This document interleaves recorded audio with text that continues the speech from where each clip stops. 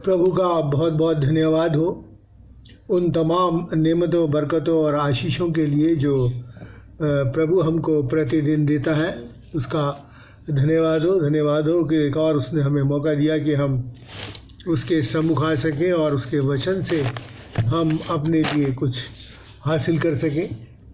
और आज हम देखेंगे कि प्रभु यीशु मसीह हमें अपने वचन के द्वारा क्या बताना चाहता है, क्या हमको गाइड करना चाहता है। इसके लिए हम पढ़ेंगे भजन संहिता 103 और उसकी पहली 10 आयतें।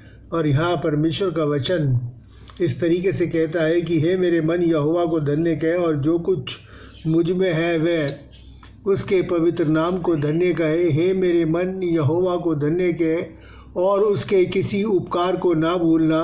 वही तो तेरे सब अधर्म को क्षमा करता और तेरे सब रोगों को चंगा करता है। वही तो तेरे प्राण को नष्ट होने से बचा लेता है और तेरे सिर पर करुणा और दया का मुकुट बांधता है।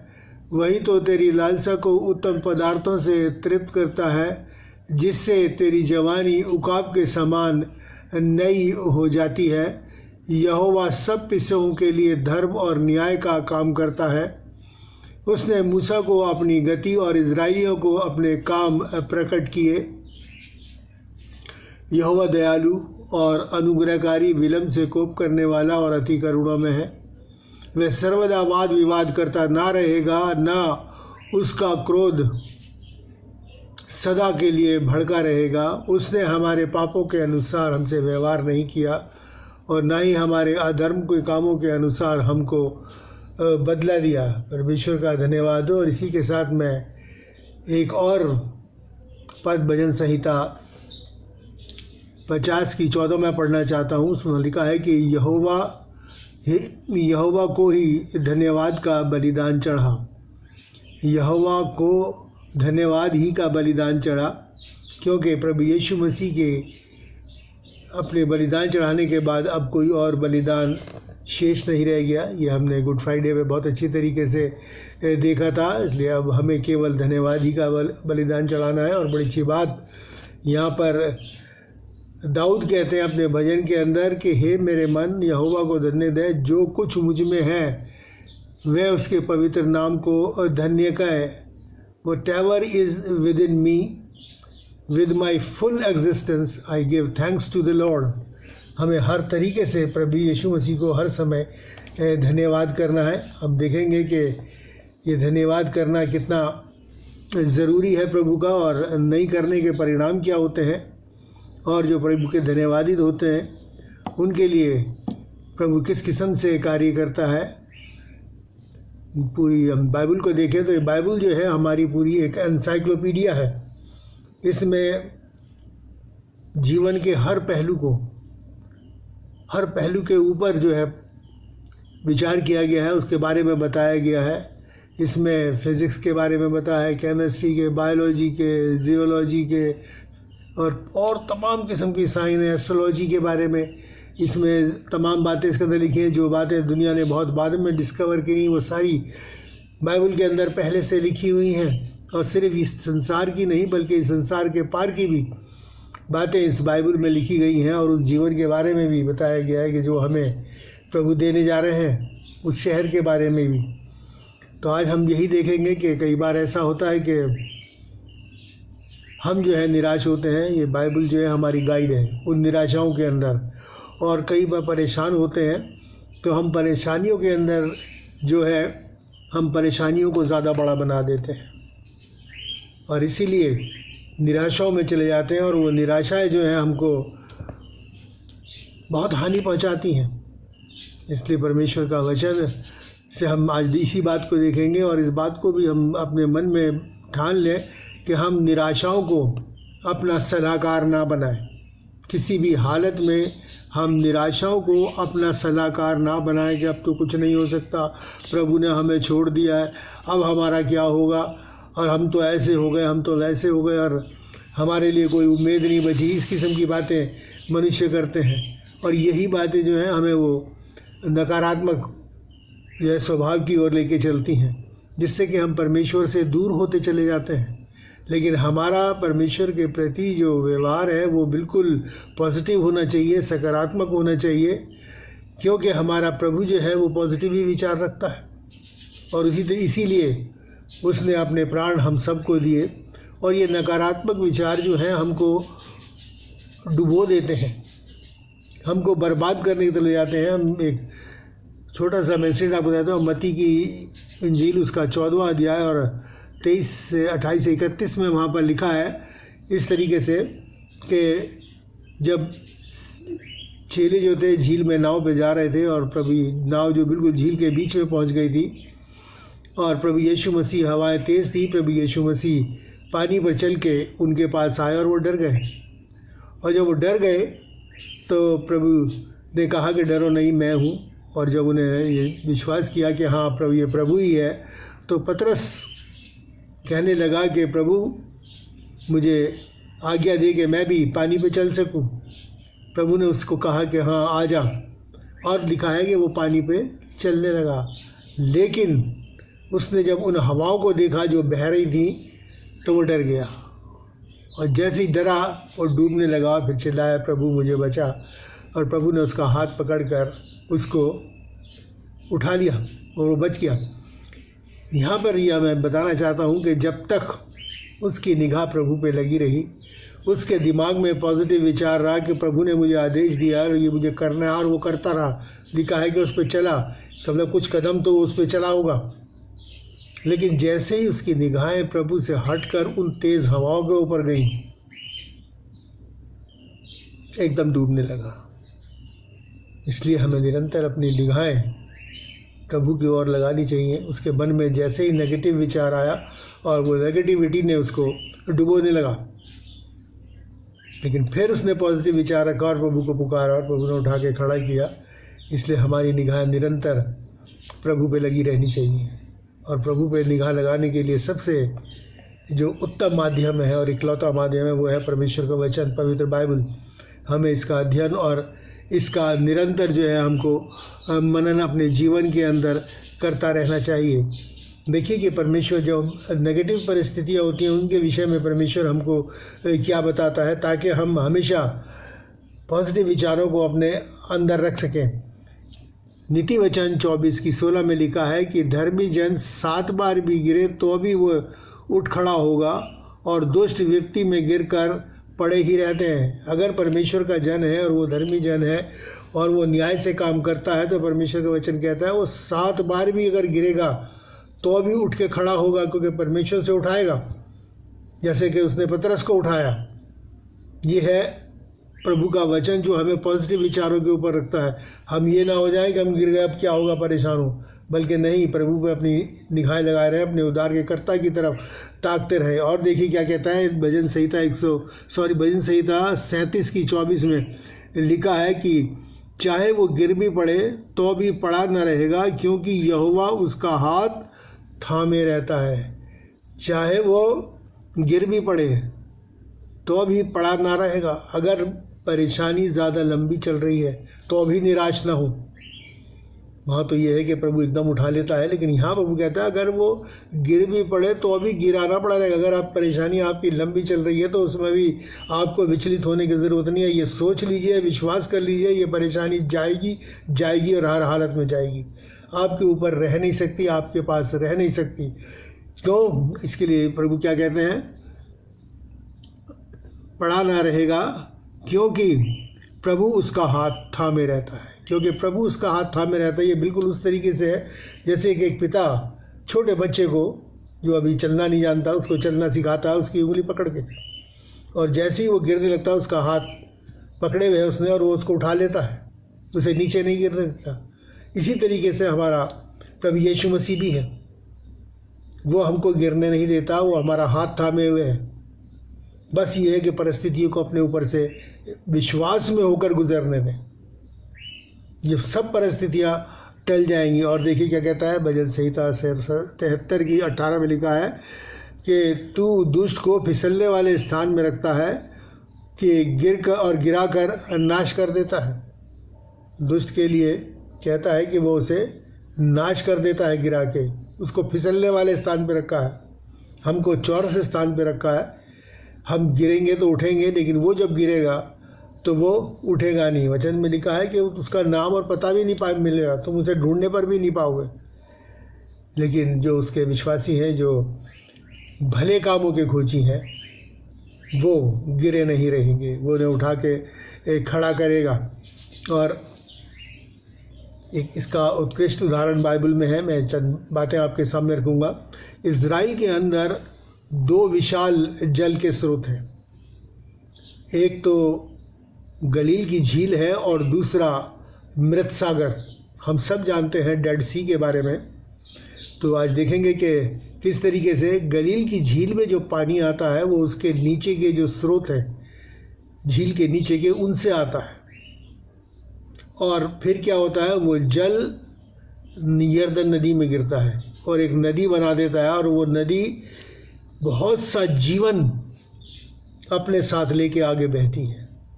उसमें बहुत सा जीवन होता है, उसमें जलचर है, बहुत से जीव जंतु हैं जो उसमें पनपते हैं, उसमें ज़िंदा रहते हैं। फिर वो मनुष्य के लिए भी लाभकारी है। उसका पानी जो है पीने के काम आता है, उसका पानी जो है सिंचाई के काम आता है। उसमें जो मछलियां हैं वो मनुष्य के भोजन के लिए काम आती हैं। तो इस तरीके से बहुत से लोगों को जीवन देती हुई वो आगे बढ़ती है। लेकिन अंत में क्या होता है, वो कहाँ गिरती है? मृत सागर में।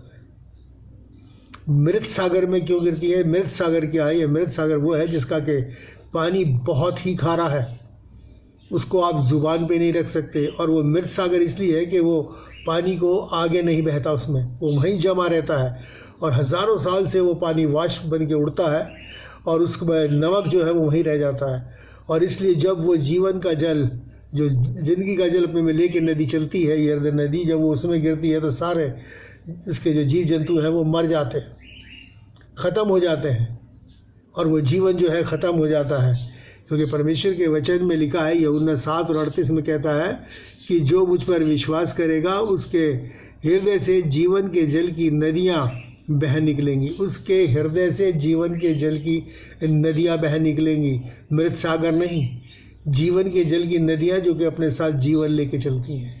और वो जीवन से बहुतों को फ़ायदा होता है। और इसीलिए प्रभु यीशु मसीह ने हमको कमांड किया कि जाओ और जाकर सुसमाचार का प्रचार करो और जो बातें मैंने तुम्हें बताई हैं उन्हें मानना सिखाओ, उन्हें मानना सिखाओ। और यही वो जीवन है जिसको कि हम आगे लोगों तक बांटते हैं, लोगों तक पहुंचाते हैं, और ताकि लोग भी हैं उस वचन के द्वारा आशीष पाएँ और उसके बाद वो आगे बढ़ा है, ताकि ये जीवन का जल और ये जीवन की नदी बहती चली जाए और ये संसार बहुत जल्द नम्रता और दीनता के साथ परमेश्वर की हजूरी में अपना जीवन बिताए और देश में सुख, समृद्धि और शांति कायम हो। हम अपने जीवन पे गौर करें, हम देखें कि हमारा जीवन कैसा है। क्या हमारा जीवन उस यरदन नदी की तरह है जो बहुत सा जीवन अपने साथ लेके चलती है, या हम मृत सागर होते जा रहे हैं? आज ये हमको अपने जीवन में गौर करना है, जीवन में फैसला करना है कि हमारी ज़िंदगी क्या है। हमेशा की ज़िंदगी को हम जो लेके चल रहे हैं, जो प्रभु ने दिया, या वो ज़िंदगी हमारे अंदर गिरकर वहीं रुकी हुई है। हम गौर करें, अगर वो रुकी हुई है और आगे नहीं बहती है तो फिर हम मृत सागर बनते जा रहे हैं, उस ज़िंदगी को अपने अंदर ख़त्म करे जा रहे हैं। इसलिए ज़रूरी है कि जो प्रभु की कमांड है उसके अनुसार अगर हम जीवन व्यतीत करेंगे, तब ये जीवन का जल आगे बढ़ता रहेगा। और देखिए कि परमेश्वर का वचन हमसे क्या कहता है। नीति वचन उसका 4 और उसकी 23 में लिखा है कि सबसे अधिक अपने मन की रक्षा कर, क्योंकि जीवन का मूल स्रोत यही है। जीवन का मूल स्रोत ये मन, ये हृदय, यहीं से वो जीवन के जल की नदियाँ निकलती हैं। ये जीवन का मूल स्रोत यही है और इसलिए हमें इस मन की रक्षा करनी है और इस मन को प्रभु का मन बनाना है। इसमें लिखा है कि वचन कहता है रोमियो में कि तुम्हारा अंदर प्रभु का मन है। तो इस जब तक प्रभु का मन हमारे अंदर है, आप ये सोच लीजिए कि हम मृत सागर नहीं बन सकते। वो जीवन जो है हमारे अंदर आगे बढ़ता रहता है। एक बाइबल में एक राजा का जिक्र है जिसका कि नाम सुलेमान है। परमेश्वर ने उसे बहुत सी आशीषें दी, अभी हम देखेंगे, बहुत सी आशीषें दी, लेकिन उसने वो कार्य किया जो उसकी दृष्टि में बुरा है, उसकी दृष्टि में बुरा है। और ये राजा का सुलेमान जो है ये दाऊद का बेटा था, जिसने कि ये भजन संहिता लिखी जो कि हमने शुरू में पढ़ी, जिसकी 10 आयतें हमने पढ़ी। ये दाऊद का बेटा था। और हम देखें कि परमेश्वर ने उसे कितनी आशीषें दी। एक दूसरा इतिहास उसके पहले अध्याय की 12वीं आयत में लिखा है। देखिए परमेश्वर क्या कहता है उसको, बुद्धि और ज्ञान तुझे दिया जाता है, मैं तुझे इतनी धन संपत्ति और ऐश्वर्य दूंगा जितना ना तो तुझसे पहले किसी राजा को मिला और ना तेरे बाद किसी को मिलेगा। पूरी सृष्टि में, इस संसार के अंदर सुलेमान के जितना धनाढ्य राजा ना तो हुआ और ना आगे होगा। ये परमेश्वर का वचन है। और देखिए धन संपत्ति उसके पास कितनी ज़्यादा हो गई थी, इसका भी बखान यहाँ किया गया है। और उसके पहला इतिहास उसके पहले की 15 में लिखा है कि सोने चांदी का मूल्य बहुतायत के कारण पत्थरों का सा हो गया था। सोने और चांदी का मूल्य बहुतायत के कारण इतना सोना, टनों सोना उसके पास आता था, टनों सोना। वचन में लिखा हुआ है, सारी बातें बयान करने का समय नहीं क्योंकि बहुत शॉर्ट टाइम होता है हमारे पास। टनों सोना, टनों में बात होती थी। और लिखा है कि बहुतायत के कारण पत्थरों का सा हो गया। जैसे कि आजकल भी एक कहावत है ना कि रुपया पैसा तो हमारे पैरों में रोलता है, ऐसे सोना चांदी वहाँ पैरों में रोला करता था। इतना ज़बरदस्त वो धनाढ्य था। और देखिए कि परमेश्वर ने क्या उसको आशीष दी। इसका पहले इतिहास 22:9 में लिखा है कि चारों ओर शत्रुओं से तुझे शांति दूंगा। दाऊद का जीवन हम जानते हैं कि कितना सारे जीवन उसका संघर्षपूर्ण रहा, उसने बहुत लड़ाइयाँ लड़ी हैं। लेकिन सुलेमान को वो आशीष देते में कहता है कि तुझे चारों ओर से शत्रुओं से शांति दूंगा। मतलब तुझे सुलेमान के टाइम में कभी सुलेमान को किसी से युद्ध नहीं करना पड़ा। चारों ओर से परमेश्वर ने उसे शांति दी। लेकिन फिर भी उसने क्या किया, उसने आसपास के राजाओं के पुत्रियों से, राजकुमारियों से विवाह किया, ये सोच के कि उसका राज्य स्थिर रहेगा, उसका राज्य और बढ़ेगा, आसपास से लड़ाई का खतरा कम हो जाएगा। लेकिन वो भूल गया कि ये आशीष तुझे परमेश्वर ने दी। उसने अपने परमेश्वर को छोटा किया, उसने अपने परमेश्वर को छोटा किया और अपनी समझ का सहारा लिया।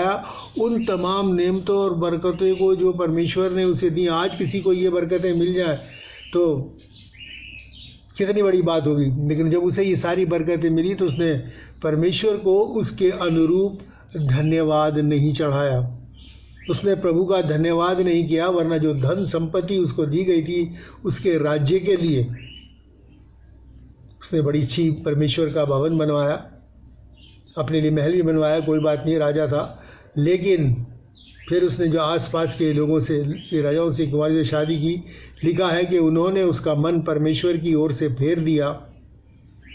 तब उसने क्या किया, उनके लिए महल बनाने लगा, उनके लिए देवालय बनाने लगा। जो पैसा परमेश्वर का था वो इधर उधर लगाने का। परमेश्वर इससे नाराज़ है क्योंकि वो धन्यवादित नहीं हुआ परमेश्वर के लिए। और लिखा है कि विश्वासियों की लिस्ट में से उसका नाम हटा दिया गया। अगर हम देखें इब्रानियों की पत्री, उसका 11 अध्याय, उसकी 32वीं आयत में, वहाँ पर इब्रानियों की पत्री का लेखक जो है वो विश्वासियों का नाम लेता चला जा रहा है, लिस्ट लेता जा रहा है। और दाऊद का जहाँ नाम आता है, दाऊद के बाद उसके बेटे का नाम आना चाहिए, लेकिन नहीं, दाऊद के बाद सैमुएल का नाम आता है। उसका नाम बीच में से हट गया क्योंकि उसने वो किया जो परमेश्वर की दृष्टि में बुरा था। उसके पिता ने कितनी अच्छी भजन संहिताएँ लिखी, और ये भजन संहिता कितनी है कि मैं अब परमेश्वर को धन्यवाद देता हूँ जो कुछ मुझ में है, वॉट इज़ विद इन मी। मतलब कुछ भी ऐसा ना रह जाए मेरे अंदर जो परमेश्वर का धन्यवादी ना हो। सर से पांव तक मेरा एक एक अंग उसका धन्यवाद करता है, उसके उपकारों के लिए, उसकी दया के लिए। लेकिन उसका पुत्र ऐसा नहीं हुआ, और यही उसके उस विश्वासियों में से हटने का नाम हुआ। आज मैं प्रभु का विश्वासी हूँ, लेकिन अगर मैं ऐसे काम करूँगा तो प्रभु मुझे भी हटा देगा, क्योंकि परमेश्वर का वचन कहता है कि वो किसी का पक्षपात नहीं करता, किसी का भी पक्षपात नहीं करता। एक और इंसिडेंट है जो परमेश्वर का है। परमेश्वर का वचन कहता है कि कोई भी वस्तु स्वर्ग के अंदर जो कि अपवित्र वस्तु प्रवेश नहीं करने पाएगी, केवल वो ही मनुष्य उसमें प्रवेश करेगा जो प्रभु यीशु मसीह के सांचे में डला है। प्रभु यीशु मसीह का सांचा क्या है? नम्रता और दीनता का। इसलिए प्रभु यीशु मसीह ने क्या कहा है? मुझसे सीखो क्योंकि मैं नम्र और मन का दीन हूँ। मत्ती 11:29 में ये लिखा है, मुझसे सीखो क्योंकि मैं नम्र और मन का दीन हूँ। और परमेश्वर का वचन कहता है कि वो इज़राइल को एक छोटे रास्ते से भी ले जा सकता था, लेकिन नहीं, वो 40 वर्ष तक उन्हें जंगल में ले गया ताकि उन्हें नम्र और दीन करे। मैं आपके सामने पढ़ देना चाहता हूँ व्यवस्था विवरण 8 और उसकी 2 और 3 आयत में आपके सामने पढ़ता हूँ। और वहाँ पर क्या लिखा है कि स्मरण रख कि तेरा परमेश्वर यहोवा उन 40 वर्षों में तुझे सारे जंगल के मार्ग से इसलिए ले आया कि वो तुझे नम्र बनाए और तेरी परीक्षा करके ये जान ले कि तेरे मन में क्या है और कि तू उसकी आज्ञाओं का पालन करता है या नहीं। उसने उसको नम्र बनाया, उसको भूखा भी होने दिया, फिर भी वह मन्ना जिसे तूने और तेरे पुरखाओं ने कभी देखा था, जानते थे, वही उसको खिलाया। इसलिए वह तुझको सिखाए कि मनुष्य केवल रोटी से नहीं जीवित रहता, परंतु जो वचन परमेश्वर के मुंह से निकलते हैं उनसे भी। वो 40 वर्ष तक उन्हें लिए रहा, जंगल में घुमाता रहा ताकि वो उन्हें नम्र करे। ये मसीह का स्वभाव है। और जिस तरीके से उसने 40 वर्ष तक उनको नम्र किया जंगल में, यहाँ दिखाया कि बहुत से जो है उनका क्या होता रहा कि घुमाया ताकि उन्हें नम्र करे। और देखिए 4 आयत में बड़ी अच्छी बात लिखी है कि वहाँ पर वचन कहता है कि 40 वर्षों में ना तो तेरे वस्त्र पुराने हुए और तेरे तन से भी नहीं गिरे और ना तेरे पाँव फूले 40 वर्ष तक ना तो उनके वस्त्र पुराने हुए ना उनके पाँव हुए। 40 वर्ष चलना, ज़रा सा हम चल लेते हैं, थक जाते हैं, पैरों में स्वेलिंग आ जाती है।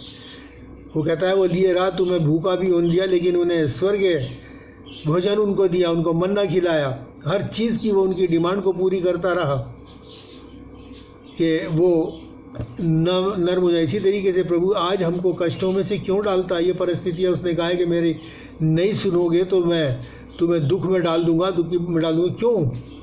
वो इसीलिए वो हमको नम्र बनाना चाहता है, क्योंकि परमेश्वर के राज्य में, जैसे मैंने अभी कहा, कि कोई अपवित्र वस्तु दाखिल नहीं होगी। वो चाहता है कि हम सब का उद्धार हो और हम सब उस स्वर्गीय राज्य के अंदर हम प्रवेश करें, और ये हमारे लिए बहुत ज़रूरी है।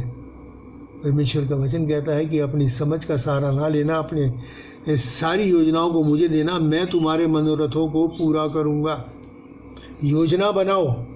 योजना बनाने को परमेश्वर मना नहीं करता। योजना अपनी बनाओ, क्या करना चाहते हो, कैसा करना चाहते हो, लेकिन परमेश्वर को सौंप दो कि प्रभु अब तू इसको पूरा कर।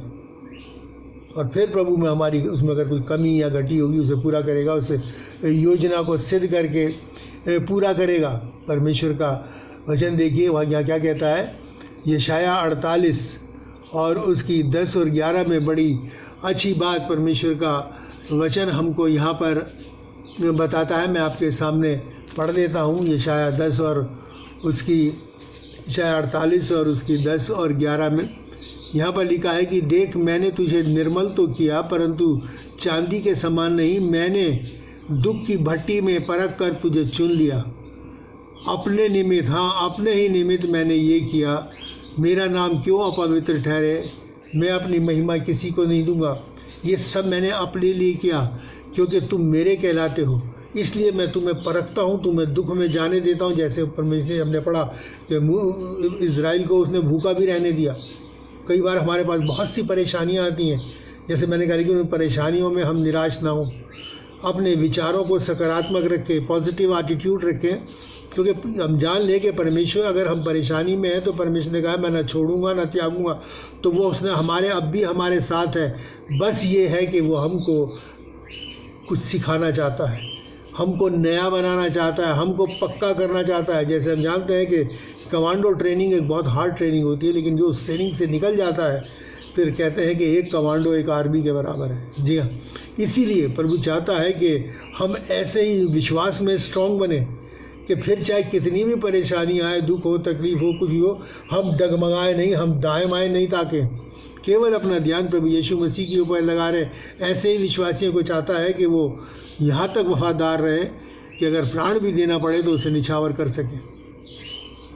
और इसीलिए वो कई बार हमें दुखों में डाल देता है। वो कहता है कि मैंने तुम्हें दुख की भट्टी में डालकर, छोटी मोटी आँच पे नहीं, दुख की भट्टी में डालकर, क्योंकि वो अपने नाम को अपवित्र नहीं होने देना चाहता। वो चाहता है कि जो उसके विश्वासी है वो सिद्ध बने, वो हमको सिद्ध बनाना चाहता है। ऐसा ना हो ज़रा सी देर में दाएं, ज़रा सी देर में, और इससे क्या होता है कि प्रभु की बदनामी होती है, प्रभु के नाम को ठेस पहुंचती है। इसलिए प्रभु हमें चाहता है कि, और वो परख के देखना चाहता है, जैसे उसने कहा कि मैं देखूं कि तुम्हारे मन में क्या है मेरे प्रति। मैंने तुम्हें आशीषें दी, बरकतें दी, सब कुछ दी, सुलेमान को जैसे दी, और उसके मन में कुछ और था। इसी तरीके से प्रभु मेरे और आपको भी देखता है और मेरे और आपको भी परखता है। इसलिए प्रभु के साथ हम हमेशा धन्यवादित बने रहें, जैसे दाऊद बना रहा और वैसे नहीं जैसे कि सुलेमान ने किया। इसलिए बहुत ज़रूरी है कि हम अपने आप को देखें कि हमारे दुख हमारे लिए महिमा का कारण होंगे, हमारे दुख हमारे लिए महिमा का कारण होंगे। और बहुत अच्छी बात यहाँ पौलुस कहते हैं कि मैं अपने सारे कलेशों में आनंद से भरपूर रहता हूँ, अपने सारे कलेशों में, दुखों में, तकलीफ़ों में आनंद से भरपूर रहता हूँ। क्यों? क्योंकि उसे पता है कि परमेश्वर मेरे लिए कोई बहुत अच्छा करना जा रहा है। बड़ी अच्छी बात वचन में को लिखी है। वो कहता है कि इस संसार का पल भर का कष्ट उस आने वाली महिमा के सामने, उस स्वर्गीय राज्य के सामने जो प्रभु हमको देने जा रहा है, कुछ भी नहीं, कुछ भी नहीं। तो फिर हम क्यों ना आनंदित हो, क्यों ना खुश हो। ये सोचें कि प्रभु हमें उस स्वर्गीय राज्य के लिए तैयार कर रहा है। इस पॉजिटिव विचार के साथ हम प्रभु के साथ साथ चलें, और जो अंत तक धीरज रखेगा उसी का उद्धार होगा। परमेश्वर कहते हैं जो अंत तक धीरज रखेगा उसी का उद्धार होगा। बहुत अच्छी बात वचन के अंदर लिखी गई है। ये परमेश्वर की महाकरुणा का फल है, विलाप गीत, और उसके 3:22 में लिखी है, ये परमेश्वर की महाकरुणा का फल है कि हम मिट नहीं गए।